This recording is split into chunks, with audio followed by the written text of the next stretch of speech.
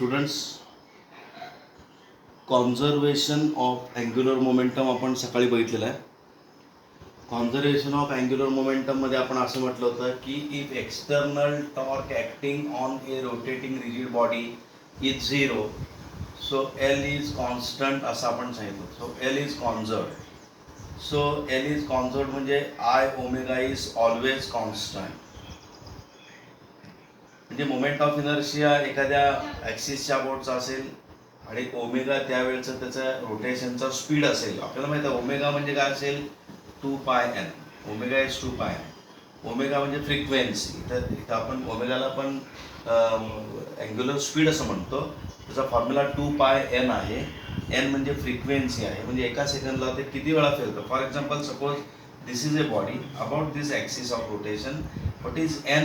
N means the number of times it rotates about this axis. या ॲक्सिसच्या about ते किती वेळा फिरतं, त्याला आपण एन असं म्हणतो.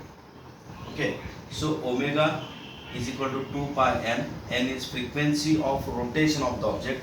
ॲक्सिस तुम्ही चेंज केला, हा ॲक्सिस काढून जर दुसरा ॲक्सिस पास केला तर एन, आता या केसमध्ये एन कमी होतं का वाढतो? कमी होतो, कारण त्या तुम्हाला इथं जे मास डिस्ट्रीब्युशन आहे ते जास्त आहे. मास डिस्ट्रीब्युशन जास्त म्हणजे आय काय झाला, वाढला.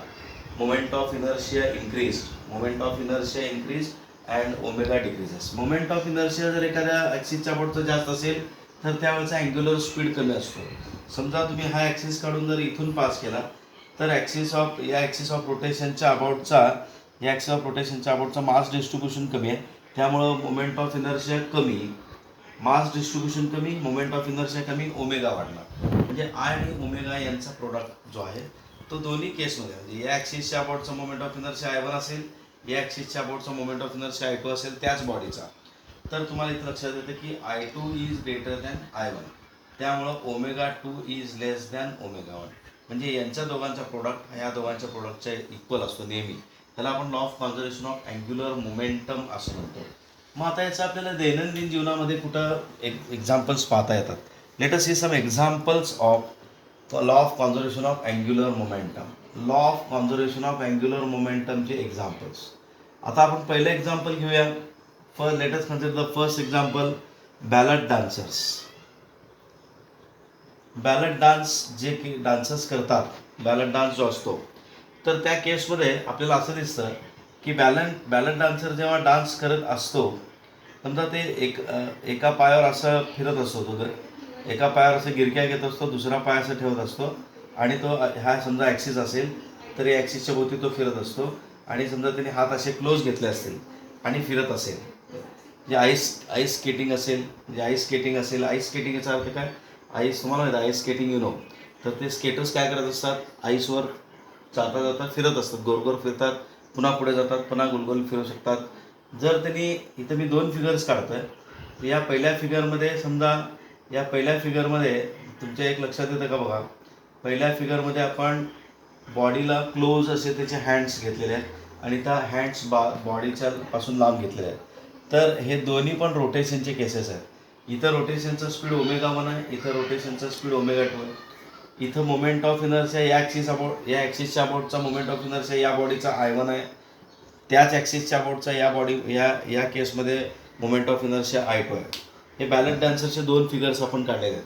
एका पहिल्या केसमध्ये ॲक्सिस भोवती तो बॅलट डान्सर फिरताना दिसतोय, एका पायावर फिरताना दिसतो, परंतु त्याचे सगळे बॉडी पार्ट्स क्लोज आहेत, म्हणजे पाय क्लोज आहे आणि हात पण क्लोज आहे. आणि दुसऱ्या केसमध्ये आपण समजा असे स्ट्रेच केलेले दाखवले, म्हणजे पाय आणि दोन्ही हात असे स्ट्रेच केलेले आहेत, बाहेर काढलेले आहेत.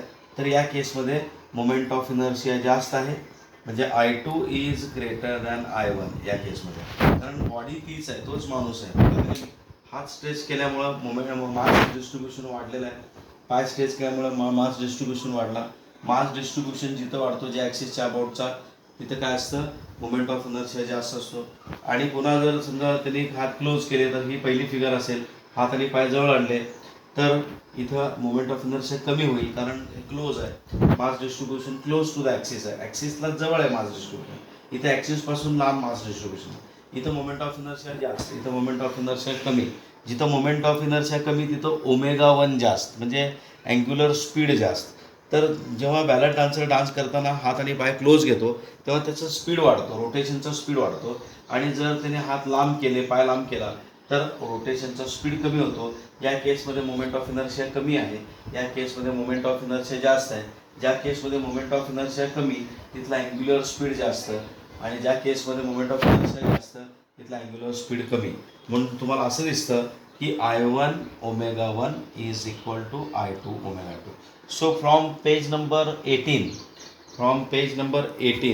पेज नंबर 18वर हे एक्झाम्पल तुमच्या पुस्तकामध्ये दिलेलं आहे.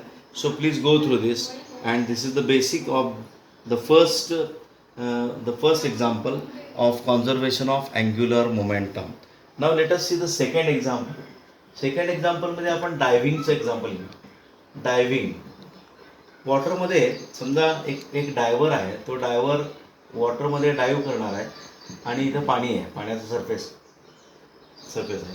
तर डायव्हिंगमध्ये काय असतं, जेव्हा हा उडी मारतो, when this diver jumps in water, he rotates and then jumps into the water. How many times he rotates in air? That is very important in case of diving. While diving, the diver before diving, the diver stretches his arms and his body. तर body तो stretch करतो आणि stretch करून तो jump करतो, डाईव्ह करतो. डाईव्ह करताना मात्र काय करतो, तो त्याचे सगळे बॉडी पार्ट्स क्लोज घेतो. He takes his body parts close so that he can rotate.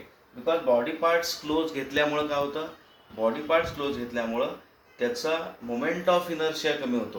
कारण जेव्हा असा तो डाईव्ह करणार आहे, या ॲक्सिसच्या भोवती तो फिरणार आहे, असा या ॲक्सिसच्या भोवती फिरणार आहे. मग हे सगळे पार्ट्स जर त्यांनी क्लोज घेतले तर तो रोटेशन वाढतो. मी सांगितलं मोमेंट ऑफ इनर्शिया कमी, रोटेशनचा स्पीड जास्त. त्यामुळं तो it tries to take all his body parts very close so that he can rotate so many times before diving into the water. आणि वॉटरमध्ये डाईव्ह होत असताना तो पुन्हा त्याचे हात वगैरे स्ट्रेच करतो so that he can easily move in the water. पाण्यामध्ये त्याला इझिली जाता यावं. म्हणजे डायव्हिंगच्या केसमध्ये सुद्धा आपण असं पाहतो की याने स्ट्रेचिंग कमी केलं तर मोमेंट ऑफ इनर्शिया वाढतो, रोटेशनचा स्पीड कमी होतो. जर स्ट्रेचिंग जास्त म्हणजे जर तरी जास्त बॉडी पार्ट क्लोज घेतले, स्ट्रेचिंग वाढलं तर ओमेगा कमी, स्ट्रेचिंग वाढलं तर मोमेंट ऑफ इनर्शिया जास्त. मात्र जर त्यांनी बॉडी पार्ट्स क्लोज घेतले तर मोमेंट ऑफ इनर्शिया कमी आणि रोटेशनचा स्पीड जास्त. तो जास्त वेळा रोटेट करून पाण्यामध्ये उडी मारू शकतो, त्याच्यावरून त्याला जास्त पॉईंट्स मिळतात. तर हे डायव्हिंगच्या केसमध्ये घेतलं किंवा बॅलट डान्सच्या केसमध्ये घेतलं. So we have seen two examples, that is the ballet dancer and diver. Okay, so both these examples show that the conservation of angular momentum, that is the law of conservation of angular momentum. म्हणजे I1 ω1 is equal to I2 ω2 when no external torque is acting on the body. बॉडीवर कुठल्याही प्रकारचा external torque act होत नसेल तर I1 ω1 is equal to I2 ω2 असतो. हे लक्षात घ्या. So this is something about the law of conservation of angular momentum. Now the next point is rolling motion. आपण इथं आणखीन एक पॉईंट बघणार आहोत. रोलिंग मोशन म्हणजे काय, तर रोलिंग मोशन म्हणजे काय आणि रोलिंग कायनेटिक एनर्जीचा फॉर्म्युला आपण काढणार आहोत. तर रोलिंग मोशन म्हणजे काय बघा.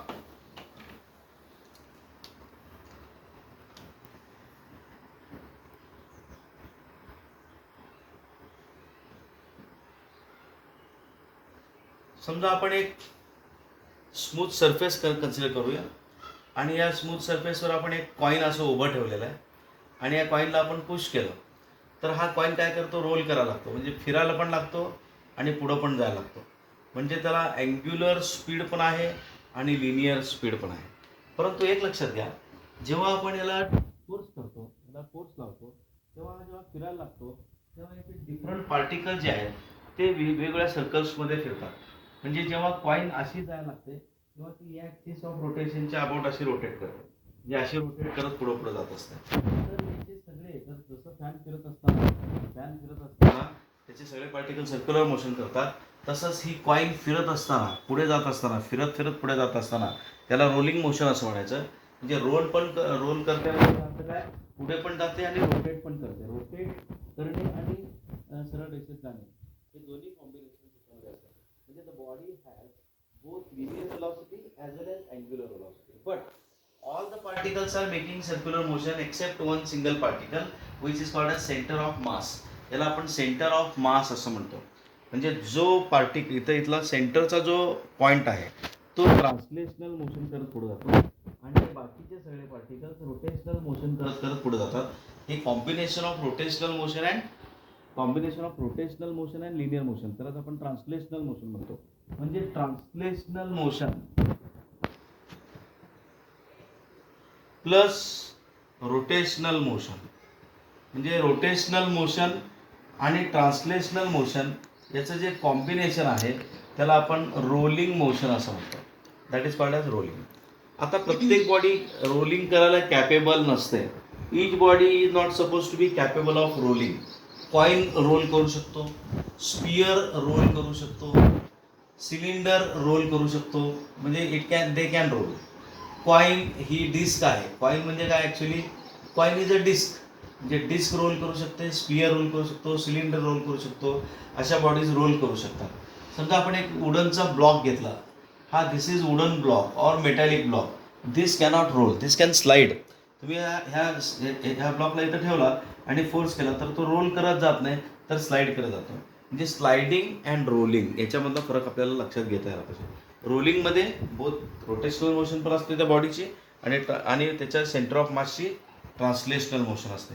म्हणजे centre of mass translational motion करतो आणि बाकीचे सगळे पार्टिकल्स सर्क्युलर मोशन करतात. अशा पद्धतीच्या मोशनला आपण रोलिंग मोशन असं म्हणतो. आता रोलिंग मोशनच्या केसमध्ये आपल्याला रोलिंग कायनेटिक एनर्जी काढायची. Let us find out the expression for rolling kinetic energy. Rolling kinetic energy म्हणजे काय बघा. Consider an object. For example it is cylinder, may be sphere. समजा हा स्पियर आहे आणि याला आपण फोर्स अप्लाय केला तर काय करतं हे एका पर्टिक्युलर व्हेलॉसिटीने पुढे जायला लागतं आणि ही बॉडी रोटेट करायला लागते एका पर्टिक्युलर अँग्युलर स्पीडने. म्हणजे त्याला लिनियर स्पीड पण आहे, अँग्युलर स्पीड पण आहे. लिनियर स्पीड कोणाला असतो? फक्त त्याच्या सेंटर ऑफ मासला. म्हणजे त्याचा जो सेंटर आहे, नॅचरल सेंटर जो आहे तो फक्त रोटेट न करता पुढे जातो. बाकीचे सगळे पार्टिकल्स रोटेट करत जातात, वेगवेगळ्या सर्कल्समध्ये रोटेट करत करत पुढे जातात. समजा ही बॉडी इथून इथंपर्यंत आलेली आहे. Such the body has made some displacement S. हे बॉडीने डिस्प्लेसमेंट एस पण केलेलं आहे आणि रोटेशन पण केलेलं आहे. तर तुमच्या लक्षात येतं की याला रोलिंग बॉडी असं म्हणायचं. So this body can role.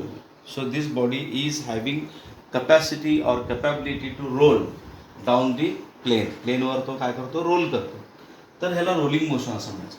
मग रोलिंग कायनेटिक एनर्जी जर काढायचं असेल तर we know that it possesses rotational kinetic energy as well as translational kinetic energy. म्हणजे रोलिंग कायनेटिक एनर्जी जी आहे ती combination of rotational kinetic energy आणि ट्रान्सलेशनल कायनेटिक एनर्जी. कारण ही बॉडी या ॲक्सिसच्या अबाउट ही बॉडी रोटेट पण करते आणि पुढे पण जाते. सो पुढे जाते याचा अर्थ त्याला ट्रान्सलेशनल कायनेटिक एनर्जी आहे. रोटेट करते याचा अर्थ त्याला रोटेशनल कायनेटिक एनर्जी पण आहे. आता जर आपण हे सेपरेटली कॅल्क्युलेट केलं so kinetic energy of rotation is equal to काय formula? Half I omega square. आपण हे ऑलरेडी बघितलं. Kinetic energy rotational kinetic kinetic energy of rotation of a body म्हणजे rotational kinetic energy of a body half I omega square आहे. आणि kinetic energy translational म्हणजे translational kinetic एनर्जीचा formula काय? Half M V square. M हा बॉडीचा mass आहे, V त्याचं लिनियर स्पीड आहे, आय हा moment of inertia of this body about this axis. या ॲक्सिसच्या अबाउटचा मुमेंट ऑफ इनर्शिया बॉडीचा आय आहे आणि अँग्युलर स्पीड त्या बॉडीचा ओमेगा आहे. So this is kinetic energy rotational and this is kinetic energy translational. So इथं कुणाला काही शंका असण्याचं कारण नाही, कारण आपण total rolling kinetic energy of the body काढतोय. म्हणजे ही बॉडी रोटेशन पण करते, पुढे पण जाते. याचा सेंटर ऑफ मास फक्त लिनियर मोशन करतो, ट्रान्सलेशनल मोशन करतो. त्यामुळे या बॉडीला ट्रान्सलेशनल मोशन पण आहे आणि या बॉडीला रोटेशनल मोशन पण आहे. ती रोटेट करते म्हणजे त्याला रोटेशनल कायनेटिक एनर्जी आहे, ट्रान्सलेशनल मोशन करते म्हणजे त्याला ट्रान्सलेशनल कायनेटिक एनर्जी पण आहे. आता आपण कायनेटिक एनर्जी रोलिंगचा फॉर्म्युला काढूया. So rolling kinetic energy is equal to half I omega square plus half M V square. किंवा मी हे पहिल्यांदा लिहितो half M V square plus half आयचा फॉर्म्युला आपण एम के स्क्वेअर असा लिहूया. हा फॉर्म्युला आपण रेडियस ऑफ गायरेशनच्या टर्ममध्ये लिहितो आहे. Into omega square. हा ओमेगा स्क्वेअर जसंचा तसं since I is equal to M K square. हा फॉर्म्युला आपण ऑलरेडी बघितला. So K is radius of gyration, M is mass of the body. त्या बॉडीचं मास किती आहे? एम. के म्हणजे काय? तर के म्हणजे radius of gyration. Radius of गायरेशनच्या टर्ममधला रोटेशनल मोशनच्या केसमध्ये मोमेंट ऑफ इनर्शियाचा फॉर्म्युला रेडियस ऑफ गायरेशनच्या टर्ममध्ये I is equal to M K square आहे. हा आपण ऑलरेडी शिकलेला फॉर्म्युला आहे. सो इथं आपण ती व्हॅल्यू पुट केली. So kinetic energy of the rolling body काय? तेव्हा half M V square plus half M K square into omega square.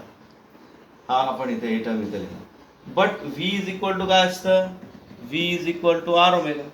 R ही या बॉडीचं रेडियस आहे. Radius of this body is R आणि V is equal to R omega तुम्हाला माहीत आहे. सो ओमेगाचा फॉर्म्युला काय येईल? V upon R. Omega is equal to V upon R. So rolling kinetic एनर्जीचा फॉर्म्युला काय येईल बघा. सो रोलिंग कायनेटिक एनर्जीचा formula half M V square plus half M K square into V square upon R square. म्हणजे आपण इथं ओमेगाची किंमत व्ही अपॉन आर लिहिली. Omega is equal to V by R. So मी या केसमध्ये half M V square common काढतो. इथं 1 राहतं. 1 प्लस हाफ म्हणजे K square upon R square असा एक तुम्हाला फॉर्म्युला मिळतो. So this is the formula for rolling kinetic energy. म्हणजे half M V square into bracket 1 plus के square upon R square. K म्हणजे काय या केसमध्ये? Radius of gyration of the body about this given axis. या ॲक्सिसच्या about या बॉडीचं, या ॲक्सिसच्या भोवती ती बॉडी अशी फिरत फिरत पुढे जाते. या ॲक्सिसच्या अबाउटचं रेडियस ऑफ गायरेशन किती आहे? त्या बॉडीचं के आहे. आर म्हणजे radius of that body. R is radius of the body. R हे बॉडीचं रेडियस आहे. म्हणजे total kinetic energy, rolling kinetic एनर्जीचा फॉर्म्युला काय येतो बघा. Half M V square into bracket 1 plus के square upon R square. So उद्याच्या व्हिडिओमध्ये मी तुम्हाला पुढचा पॉईंट म्हणजे rolling body on the incline plain शिकवणार आहे. आणि उद्या आपला थेरी पार्ट त्या चॅप्टरचा पूर्ण संपणार आहे. आणि मी उद्या दुसऱ्या तिसऱ्या व्हिडिओमध्ये प्रॉब्लेम्स मी सॉल्व करून दाखवणार आहे तुम्हाला. Okay, thank you.